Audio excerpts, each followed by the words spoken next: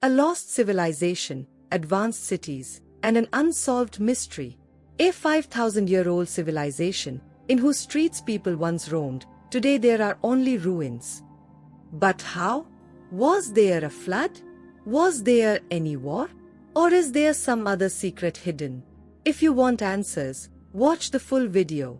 Have you ever wondered what life was like 4,000 years ago?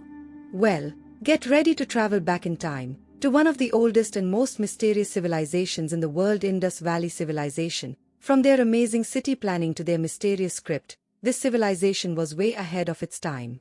Grab your virtual time machines, because we're about to uncover the secrets of this ancient wonder. There have been differences of opinion among various scholars regarding the origin of the Harappan civilization. On one hand, scholars like John Marshall, Stuart Pitt, Amlananda Ghosh, N.G. Majumdar and R. Mughal believe in the gradual development of Harappan civilization, while on the other hand, Mortimer Whaler and Creamer believe in the development of Harappan civilization. Mesopotamia it happened from. And scholars such as Gregory Passel and Sirin Ratnagar. Mesopotamian trade is considered important for the development of Harappan civilization. 1. Mesopotamia, Garden and Creamer, first of all, said that the Harappan civilization originated from Mesopotamia, although there are some differences in the new discoveries. The difference between the two civilizations in the seal script and the design of the signs. The urbanization of Harappa is more organized. And compared to the Harappan civilization, copper tools were used more in Mesopotamia. Therefore, not many historians agree on this concept in new discoveries. Theory of evolution. Some historians, like Amlanand Ghosh and M.R. Mughal, believe that the Harappan civilization had its roots in the land of India. New discoveries and analyses in the last 8 to 9 decades have further strengthened this belief. Now the question is, how did the Harappan civilization develop? It is believed that this civilization Kotdiji culture, Sothi Siswal culture, Irani Baluchi rural culture and Amrinal culture, as it developed from regional rural cultures. People of these cultures learned to control the flood of Indus River and started using irrigation. This led to technological advances. People began to make better tools from stone, and agriculture and trade expanded. Gradually social development this happened, and these rural cultures later on Harappan civilization developed into. Harappan civilization social life. How was the social life of the Harappan civilization? How can their lifestyle and structure of society be understood? If we look at their sculptures and paintings, it seems that the Harappan society could have been matriarchal. Mother goddess statues indicate that the position of women was important in society. At the same time, looking at the city planning, it can be estimated that the society was divided into many classes like priests, traders, officials and workers. There were 4 classes present in the society: scholars, warriors, traders and workers. Now, if we talk about their lifestyle, they were peace-loving people. This is said because till now no evidence related to war like sword, shield or armor has been found. The people of Harappa were both vegetarian and non-vegetarian. They wore both cotton and woolen clothes. Jewelry was used not only by women but also by men, that is, everyone was fond of adorning themselves. He had many means for entertainment. They enjoyed dancing, animal fighting and sports. A playing board has been found from Lothal, and quadrangular pieces have also been found from Mohenjo-Daro, which shows that they were also interested in sports. Terracotta masks have also been found from Harappa and Mohenjo-Daro, which indicate that perhaps they were also interested in plays or some kind of performance art. So overall, the Harappan society was an organized and developed society, where peace, art and culture were given as much importance as trade and town planning. Political life. What was the politics of Harappan civilization like? Was there a king, or was the rule in someone else's hands?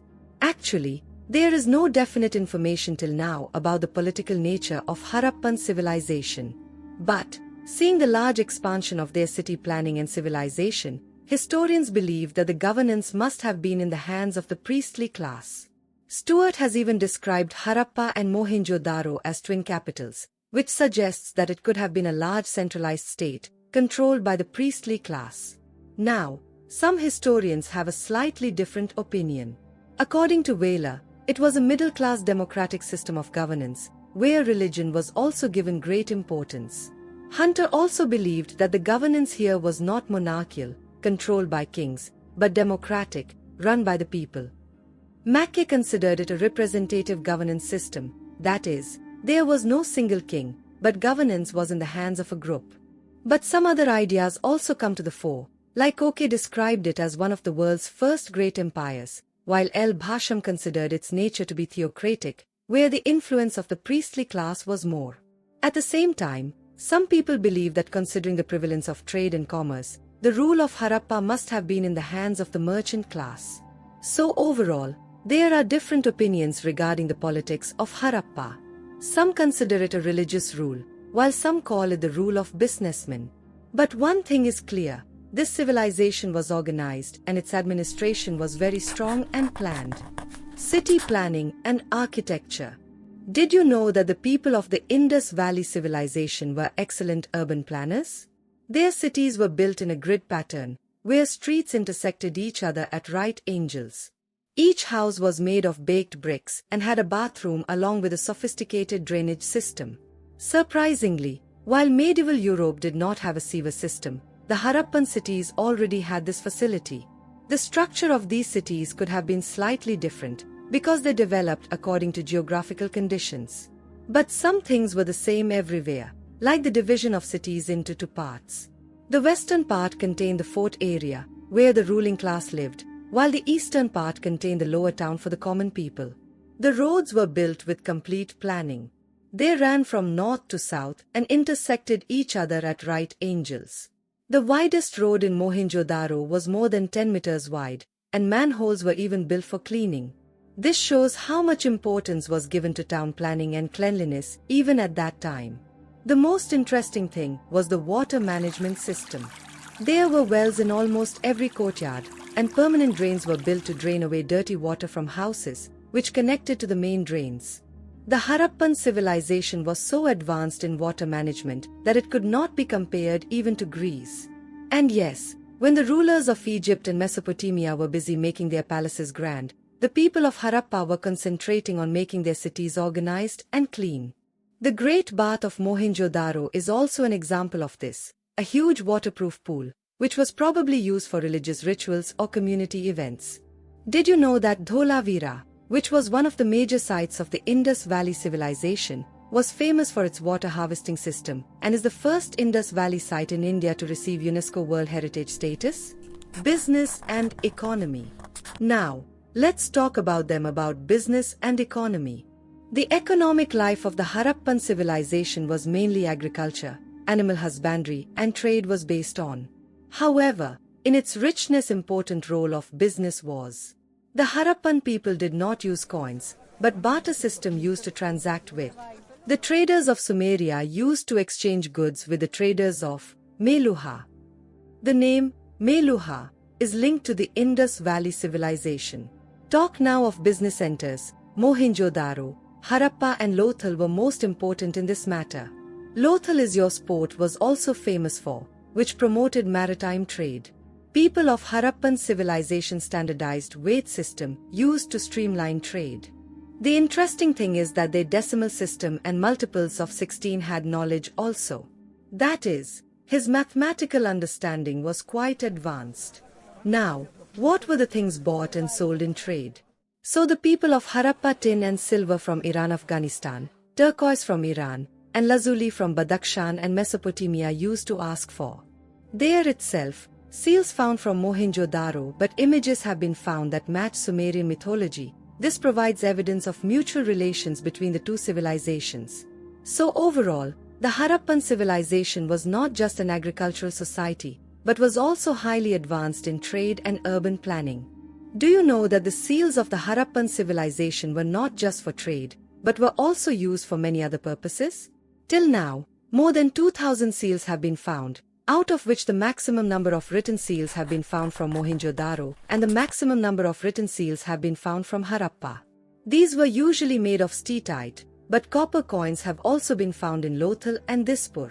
Their shape was square, rectangular, circular and cylindrical. These seals were used for identification in trade, as signs of property, and to depict symbols associated with religious beliefs. In these, figures of peepal tree, humpless bull, one-horned animal, unicorn, and gods and goddesses were carved. These seals not only provide evidence of the trading activities of the Harappan civilization, but also give a glimpse of their social and religious life. Writing and language. Did you know that one of the biggest puzzles of the Indus Valley Civilization is their writing system? He had a script with over 400 symbols, but no one has been able to fully read or understand it until now. The question arises, what did they write about? Business records, religious texts, or love poems? This mystery still persists. The most interesting thing is that his writing style was boustrophidan, that is, he wrote one line from right to left, and the next line from left to right. It's like reading a book in a zigzag manner. It's like reading a book while dancing zigzag. The first attempt to read the Indus script was made by L. in 1925. A. Vardo, and later Professor S.R. Scholars like Rao and Verma also tried to understand it. But till now no definite meaning has been derived from it. And now another exciting fact. In 2019, some graffiti, rock paintings, were found in Tamil Nadu, which are very similar to the Indus script. Does this indicate a possible link between the Indus Valley Civilization and South India? This is a question whose answer historians and archaeologists are trying to find. Agriculture and daily life. Do you know that the Harappan people grew crops like wheat, barley, peas, sesame and cotton? The special thing is that the credit for growing cotton for the first time in the world also goes to them. The Greeks called it Sindon because it originated from the Indus region. How was farming done? Evidence of ploughed fields has been found from Kalibangan, which shows that these people used wooden ploughs. Evidence of canals has been found in the Surtagai region of Baluchistan and Afghanistan, indicating an advanced form of irrigation system. Apart from this, granaries, grain storage houses, found in Mohenjo-Daro and Harappa show that they also used to store grains. Animal husbandry and animal world. Nisadi city of Gujarat was considered the main center of cattle herders. The Harappans reared bulls, cows, sheep, goats and pigs. But here is an interesting fact. No statue or figure of a cow was found, whereas the humped bull was quite important. Evidence of horse has been found only from Surkotada, Gujarat, and horse teeth have been found from Ranagundai in Balochistan.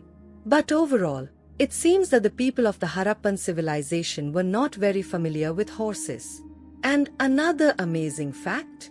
Remains of lion have not been found in Harappan civilization. Lifestyle and workmanship. Apart from farming, the Harappan people were also skilled artisans, potters and metal workers. They were experts in making pottery, beads, copper and bronze tools. Toys were also made for children. A bronze cart of Ikka has been found from Harappa, and a clay horse has also been found from Surkotada, which shows that children of that time were also involved in sports. And the most interesting thing? The Harappan people not only lived in organized cities, but also celebrated festivals and rituals together in communities. Religion and culture. So, what did the people of Harappan civilization worship? Did they believe in any particular deity? In fact, gods and goddesses related to fertility and production played an important role in their religion. Look at a famous seal of Mohenjo-Daro. It shows a figure sitting in a yoga posture. Many historians believe that this could be an early form of Lord Shiva. Now think, if this is true, then the people of Indus Valley would have been one of the oldest societies to worship Shiva. Additionally, another interesting thing was found, a statue showing a plant growing from a woman's womb. This directly indicates that they gave great importance to fertility. Perhaps they believed that the earth is also like a mother who gives birth to life. And yes, there is evidence of sacrifices and things like fire pits. That is, they worshipped fire and sun. Now think, these are the same traditions which were seen later in the Vedic period and then in Hinduism also. So overall, the Harappan people worshipped gods and goddesses associated with nature, and their religion may have been the root of many religious ideas that developed later. What was done with dead bodies after death in Harappan civilization?